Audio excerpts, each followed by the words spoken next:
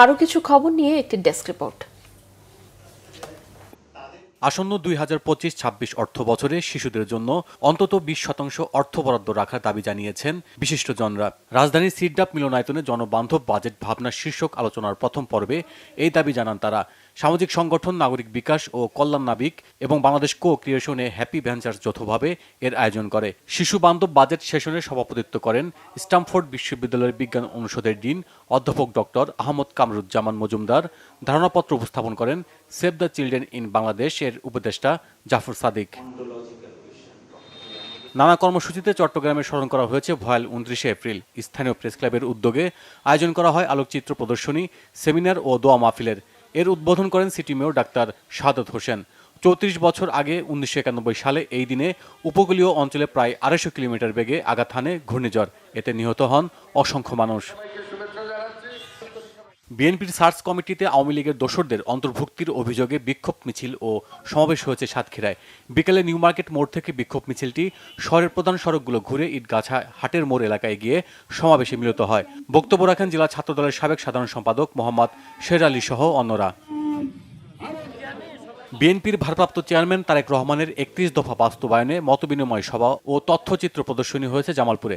স্থানীয় মুক্তিযোদ্ধা সংসদ প্রাঙ্গণে এতে উপস্থিত ছিলেন সাবেক উপমন্ত্রী সিরাজুল হক।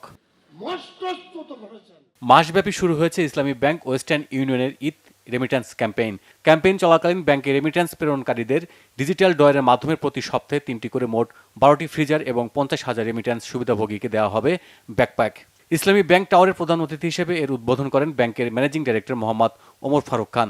বিশেষ অতিথি হিসেবে বক্তব্য রাখেন ব্যাংকের additional managing director Mohammad Altaf Hussain. Deputy managing director Mohammad Rafiqul ইসলামের সভাপতিত্বে এতে উপস্থিত ছিলেন ব্যাংকের additional managing director Mohammad Jamal Uddin Majumdar, deputy managing director Mohammad Mahbub Alam, Mahmudur Rahman, Mohammad Saeed Ullah ও মোহাম্মদ মাকসুদুর রহমান।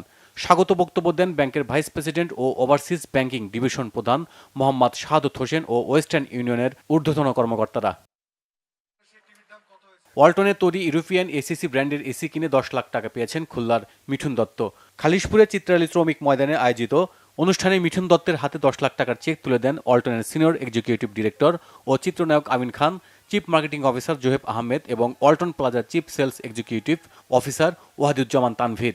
দেশব্যাপী চলমান ওয়ালটন ডিজিটাল ক্যাম্পেইন সিজন 22-এর আওতায় কিস্তি সুবিধায় এসি কিনে এই পুরস্কার পান মিঠুন। এর আগে চলতি সিজনে ফ্রিজ কিনে মিলিয়নিয়ার হয়েছেন ফরিদপুরের কলেজ শিক্ষার্থী রাসেল ফকির সহ অনেকেই। Bangla vision news desk.